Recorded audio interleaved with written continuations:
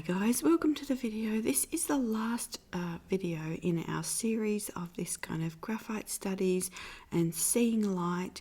This is a compilation of 3 shorter videos that I put over on Substack, and I know a lot of you want to kind of have them on YouTube. So for me at the minute, it's kind of easier to do some quick videos over on Substack, but once I've got them there, I will compile them one week like this, and then I'll put them over here. So if you want to see them, sooner, they'll be there, but I will eventually pop them here for you as well. So yeah, the first video we did, we kind of talked through all of the kind of the different parts of this project, this kind of beginning of the year project that I was doing.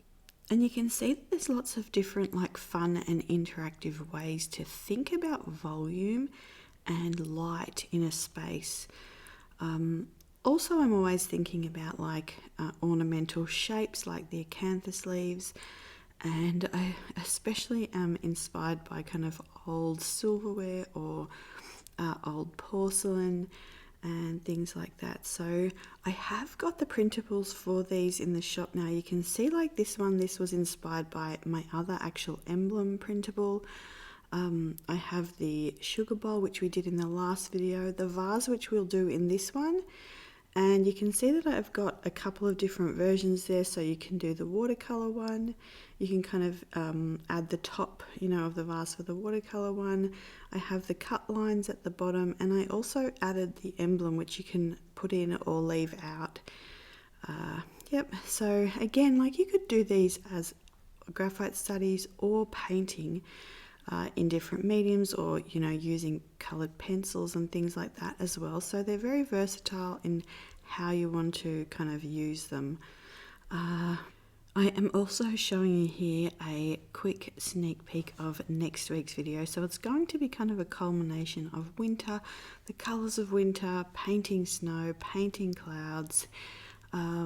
Just hopefully it's really quite nice. And I have 2 of these sketchbooks that I filled during winter, and I'll share those with you as well. There's some new things in here. I wanted this year to start also adding some wildlife that we see. So these are my 5-minute sketchbooks. Sometimes I take up to about 20 minutes, but I generally like to stick to that. I've been really inspired by Impressionist painters, and I've been putting some on my favourites playlist. You can see this is a periwinkle underpainting, which we'll talk about. But yeah, I've been really inspired by the way that the Impressionists capture light, capture volume, and sort of create that space for you. And so I've been thinking about that. And often in these sketches I don't have a lot of time, but I'm still trying to think, is there a way to incorporate shadows? What am I trying to kind of most closely need in this? Is it the color? Is it the form? Is it the shading? So yeah, anyway, I will let you watch. So if you tried to do the sugar bowl and you found it difficult, go back here and start with the sphere and the vase. They're the simplest ones, and then go back to the sugar bowl. So, okay, I will leave you now, and I'll see you soon. Bye. Hi guys, welcome to the video. So this is the start of our graphite series, and we're going to create this 3D sphere together.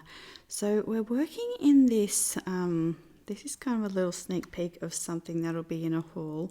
This is the Paper Republic, it's the, what is it? It's the art insert, drawing book insert. So these are really beautiful little drawing books, and you can see it's got this really powder pink cover and the nice spine binding so that it lays flat.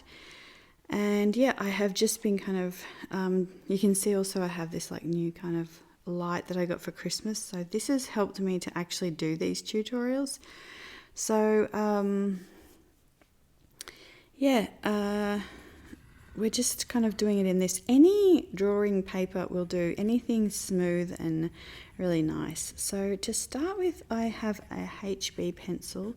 Now I'm using a gradient from HB up to 8B, but you can, and it's the museum Graphite Aquarelle from Faber-Castell, but you can use just a 2B. You can get quite a nice gradation with that or something like that. But you can see here that first of all, I just carefully sketched in this sphere or this circle to start with. This is a good thing to practice, and you can also use like something circular to kind of trace around, but then once you've traced it, just try going back over it. Trace it really lightly and then try going back over it with the pencil. You can also see I'm showing you here that I'm holding the lead flat to the paper and I'm using small circular motions. I'm looking there where I'm going to leave a highlight, and I'm not kind of pointing the pencil down onto the page. I've got it flat so that I can really get a nice smooth soft even coverage. So yeah, you can see here that I am kind of going around. I'm kind of leaving that area in the top left where there's going to be more of a highlight there, and then I just go around and I start kind of building in the sides.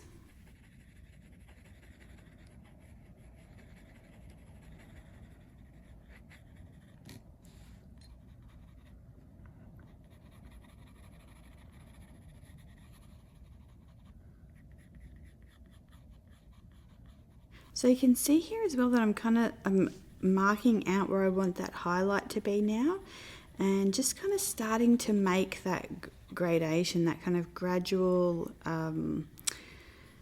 change between like light. So what's going to be remain highlight and what's going to sort of start to move into some darker shadow area. And then once I've kind of got the rest of that like circle filled in there, I just use my fingertip and I just blend it. But you can also use a what are they called, like the tortilla, I can't remember what they're called, but like the kind of cotton blending stump, yep. So and then once I've blended that, I always go in and go over that again. It just helps to like give a really nice smooth polished kind of look at the end of it. So every time I finish a layer, I'll go in and blend that out with my finger.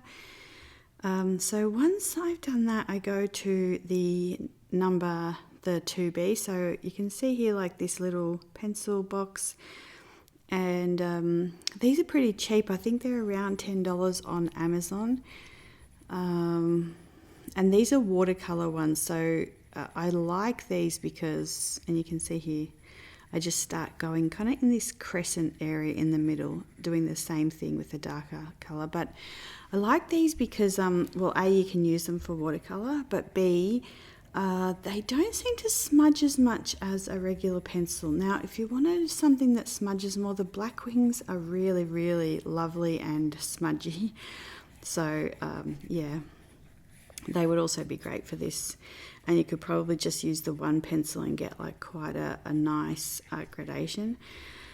But you can see here, so I've just gone in and I am kind of still doing the same thing.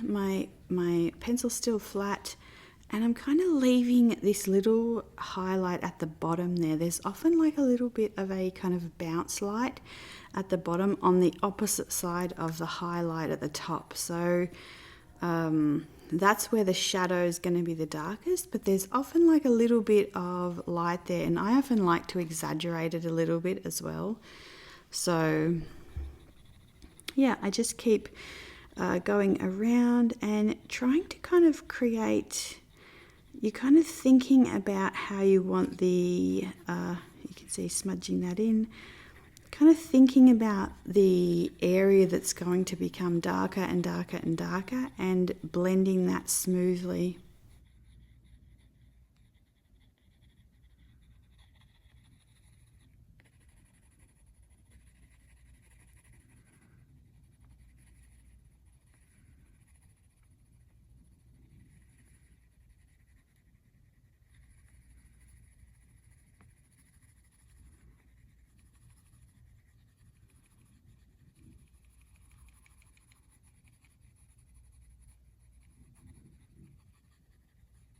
The other thing is, this is a,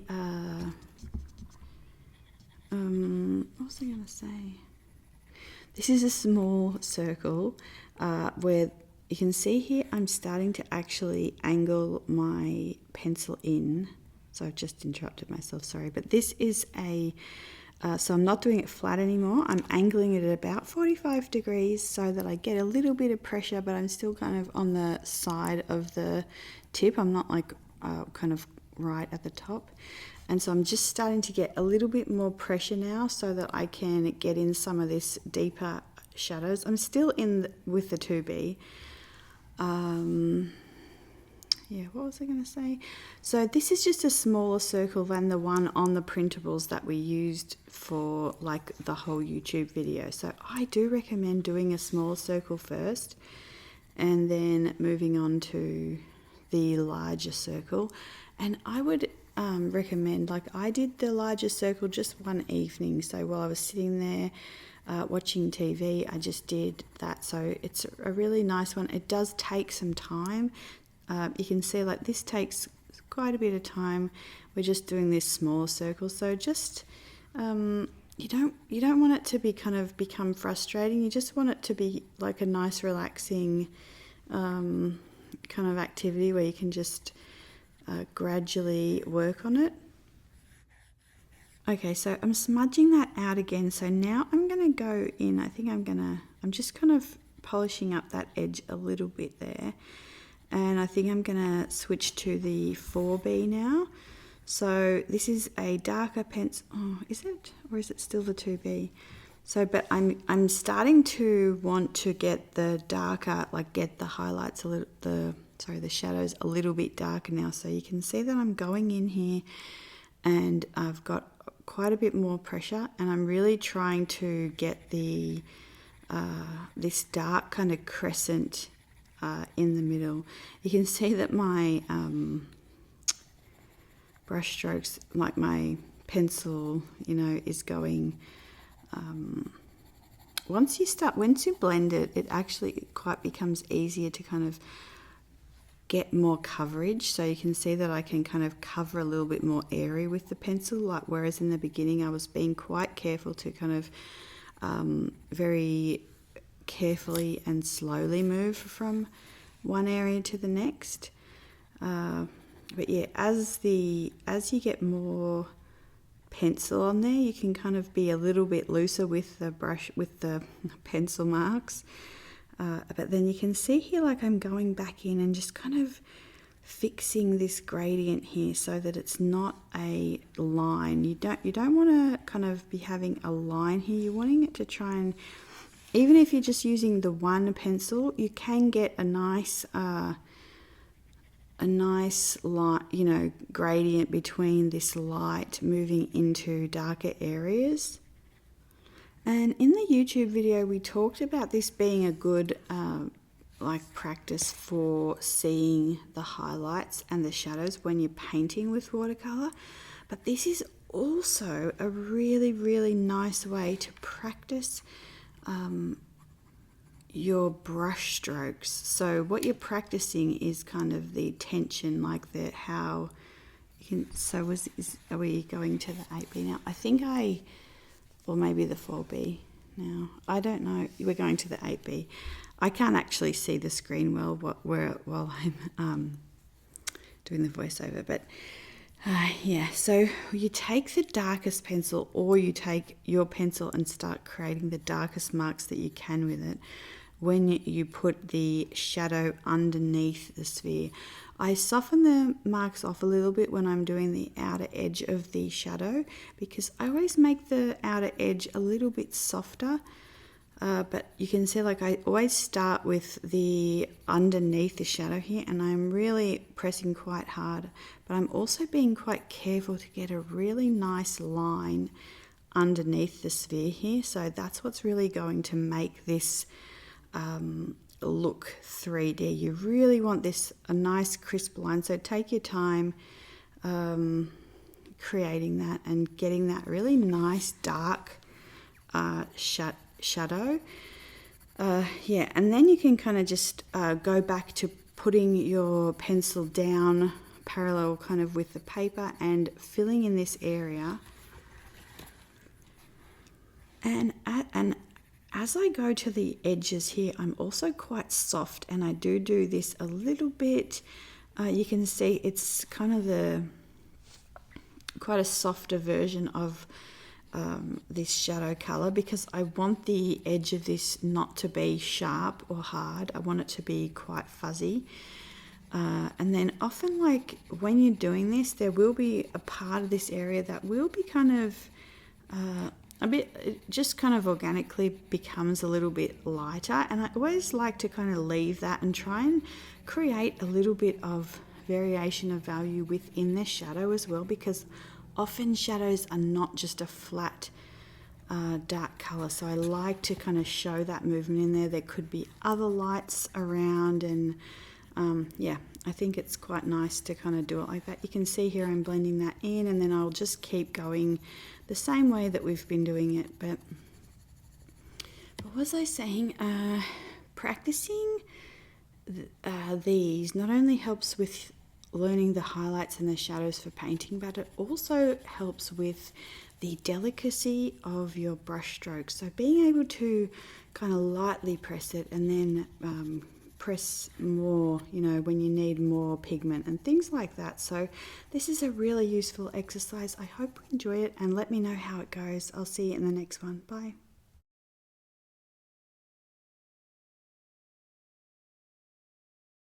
Hi guys, welcome to the video. So in our last video we painted this sphere, and in this video we are going to create, we're going to turn the sphere into a vase. So did I say painted? I meant drawn, but we rendered a sphere, and now we're going to create a vase. You can see here, this is kind of from the YouTube video that we're kind of taking these from, and this was the large sphere that I created for this video, and you can see kind of we made these flaps, and this is the vase that we're going to work on today. We're going to do a smaller version of it so I can get it done within the 10 minutes. But yeah, so we have created this flap, and I'm just first of all kind of sketching in the top of the vase here. So I'm just kind of showing you here how I'm sketching it in, but you can absolutely use the printable, and you can see here I'm just kind of following the top of the circle and then creating these kind of elongated lines that kind of go inward, and then they turn out a little bit at the top. I'm just kind of creating a wavy oval here for the top. So I kind of want it to feel like one of those handmade ceramic pottery kind of vessels. So we're starting with a HB pencil kind of on its side, and just really lightly kind of blocking in some HB, some, you know, the softest areas here that will not be white. So if that makes sense. So we're going to leave some white on the kind of left there, but we're kind of blocking in these really soft, softest part of the gradient that we're going to provide the rendering. And then we kind of sort of start to join the circle. So we've kind of gone up and down the sides of the vase, and then we kind of want the circle to start to join. Then we kind of blend that all together with our finger to start to create the kind of a nice blendable kind of surface, and quite nice and smooth. So you can see here I'm going in a little bit darker here, kind of trying to match the pressure of the sphere underneath, and really starting to build this shape in, build the form in. So we want to see some of that kind of circular movement there, and then just starting to take that up the line here. So you can see as well that this is real time, but I'm doing it quite quickly, just to kind of try and get this all fitted into a video. But you can do this, you know, take your time, do it a lot slower. And what I'm doing here in the kind of under the oval, we talk about this in a few of the videos, but kind of going out and then back in And I will show you this here like in a bit more of a close-up. So we've got the kind of the two kind of lines, and then we're going underneath that, we're going out and then back in. So, and then we kind of start to build the shadow underneath that and kind of start to round that into the side of the vase.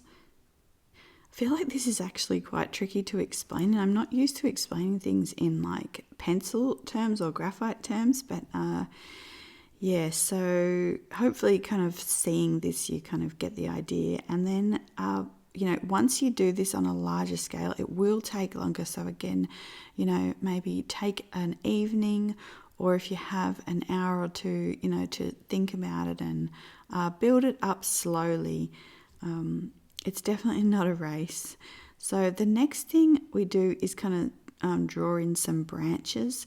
And the interesting thing about doing this, when I did the other one, I was quite happy with it.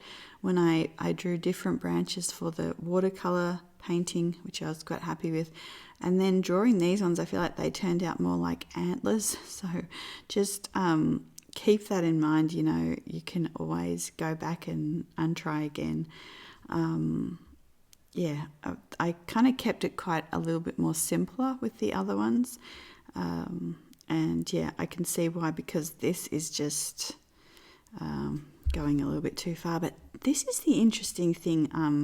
I've been talking about, you know, watching some of Monet and Van Gogh's paintings and what they thought.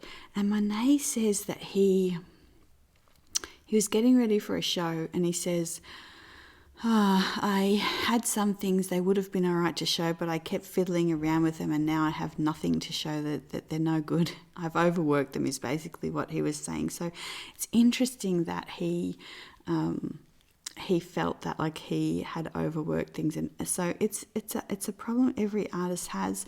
And then in one of the paintings Van Gogh painted, and it's a beautiful painting, and he says, no, I've taken it too far, it's no good now. Something like that. He didn't like it, and yeah. So again, it's okay if we sort of are feeling like we're getting it wrong, or we're feeling like things may not be working out.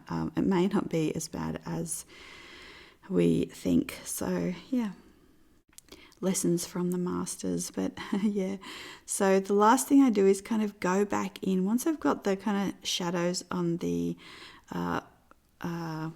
you know, twigs or the branches and kind of the back of the vase there. I go back in and just deepen up anything I need to on the actual body part of the vase to kind of match that.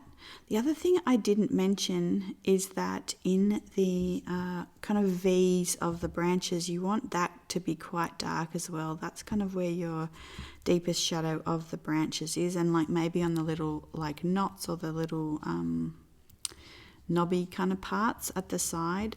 So you can see here like the smaller version and the larger version. Yeah, you can see kind of the difference with the kind of branches there as well. But I am just showing you here, so this was the start of the printables. These should be up today, by the end of today, so you can get started on these projects as well.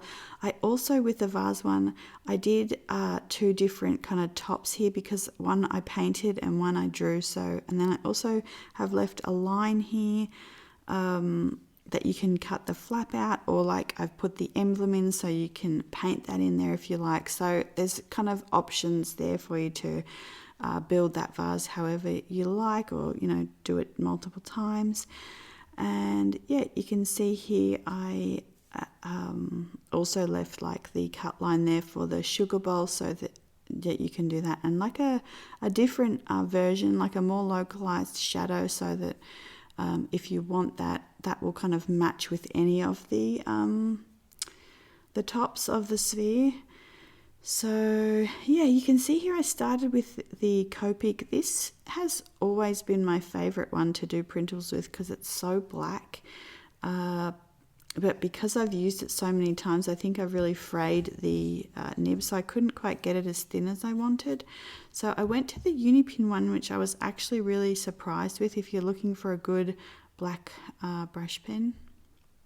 The other thing I wanted to say is practice your pressure. Just do this for a couple of exercises. I mean, you could do this for one whole night if you want, just practicing going from dark to light, from light to dark, dark, light, dark. You know, you could fill a whole page with those kind of exercises, or at least just do a couple to warm up before you try the drawing. And this one here will be available on YouTube, and then I'll do this one on Substack next. So I hope you're having a wonderful day. I'll see you soon. Bye.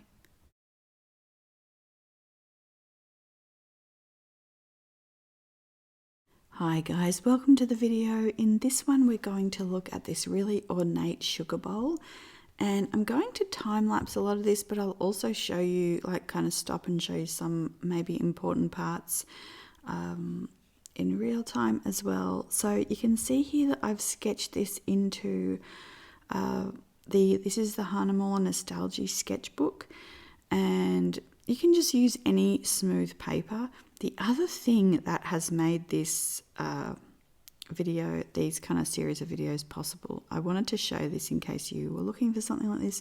This is the Canvas Creator Lamp. So I actually got this for Christmas. This is not a, like, I'm just saying that I like it. I didn't, you know, they're not sponsoring me or anything, but I got the marble base as well, so I could kind of put this around my desk wherever I wanted it. It does come with a desk clamp, but this has just been so useful in I've been looking for one that will give me the angles that I want.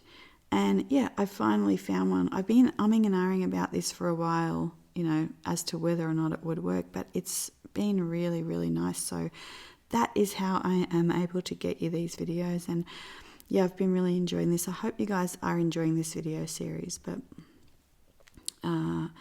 yeah, so you can see here that in the beginning I am just using the HB and kind of getting in some of this these softer areas, and even these parts here I'm still using the HB, so to build in some of this and just to kind of outline like the roses and the little flourishes, but I want it to be quite a soft transition. So this is quite a larger piece. So I really want to sort of gradually increase the like the value. I don't want to go in too dark to start with. You can see I did a little bit on the left there, and then I'm going back in around the emblem, and now I've switched to the sugar. So we do the sugar, and we do quite a lot of this on the YouTube channel in real time, so you can kind of see that happening. And yeah, then I'm coming in with kind of underneath some of these flourishes at the top and starting to build in like some of the silver. So you can see here, this is another day. So every time I kind of have a break, it'll, you know, and kind of show you, it'll be another day. So expect this to take at least a week or so. You know, like I said, this was kind of my beginning of the year project. So I had been doing this for 4 or 5 or 6 weeks to get all of these projects done. So you can see here that this is kind of real time now, and I have the HB, and I'm just lightly kind of putting in some of this shading at the bottom of this kind of emblem here. And again, like when I finish one layer, I will blend that out to get this really kind of nice, smooth kind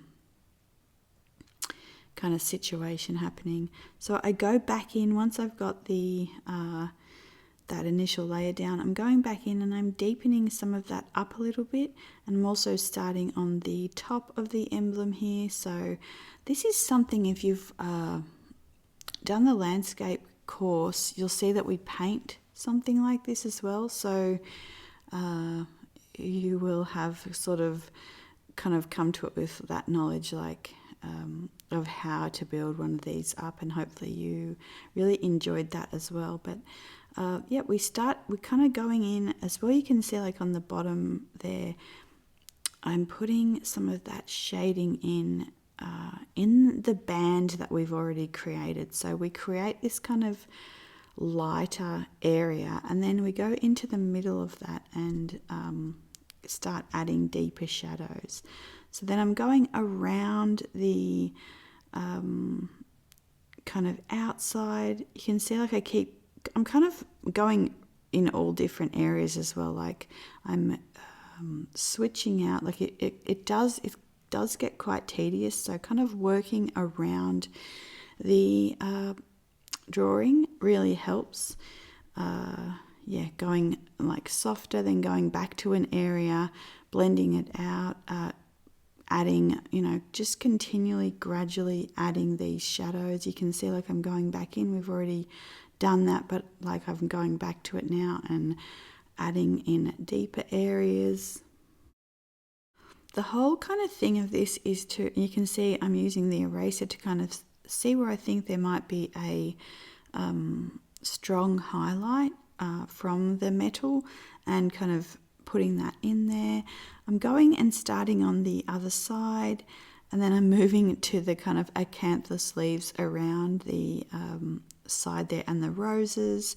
So yeah, you can. It's just something you kind of have to. I can't give you an exact formula because you might want to work on different areas. You may want to just work on the one area and build that up, but at least hopefully this kind of gives you an idea of all the different things that kind of need to be done and how you can do those. So whether you work from left to right, whether you move around the drawing, you can see I'm putting in some shadows at the back of the sugar bowl here. This is where it kind of starts to come to life. We've got a little bit of that sugar in.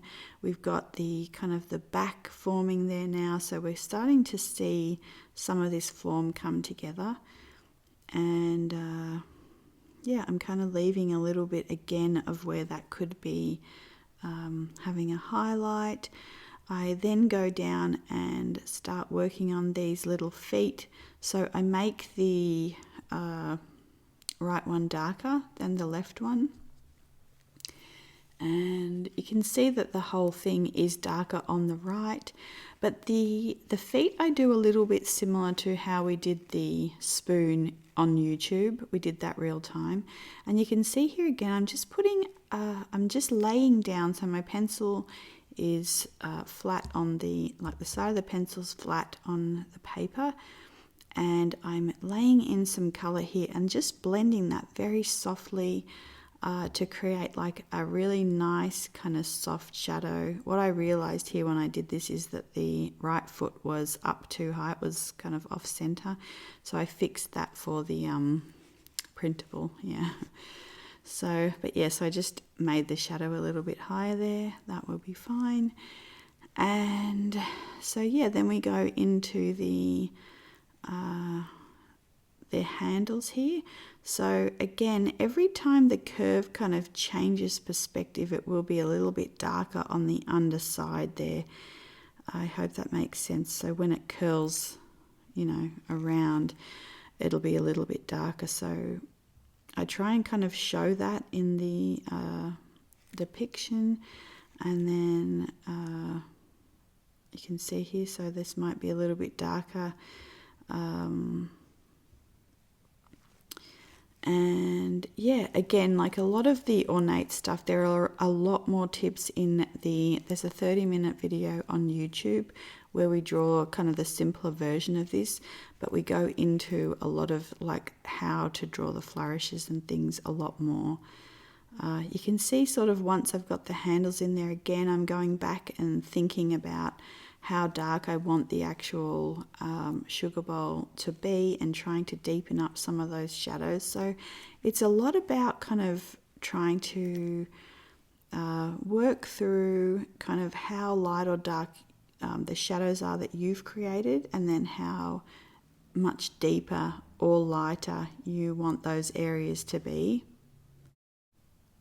I'm also just showing you here again in real time how this was coming along. So you can see like it just does take some time.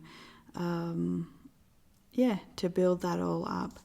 So yeah, again, the spoon we didn't even talk about, but there's a whole video on YouTube that talks about the spoon in depth. I think there were a couple of other things that I just wanted to show you. So this is where I am getting my 4B and really just deepening up some of those darkest areas. I often, like, I'll work with the HB, then a 2B, and then a 4B. You can go to a 6B or an 8B to get really darker shadows. I will often just stick with the darkest shadow that the 4B can offer me. So going around and really just getting in some little areas where some of those darkest, I find that sort of gives me a good range. Sometimes if I go a little bit darker than that, it can kind of lose some of that highlight. Or I don't know, just lose the whole kind of value range that I've built up can kind of change, and the 8B can also flatten out some of that. So I also talk about kind of scumbling the sugar and just adding little parts in. The other thing I did is I took the eraser and I just created this one kind of erase mark line highlight on the left there, so to kind of give that a little bit more form, and kind of also did a little bit of a curve at the top here to kind of also create some of that. So you can kind of see there. So trying to make that like look like it's curving out. But so I hope this was helpful. Again, there is more videos about this on YouTube and more on Substack. So I will see you guys soon. Bye.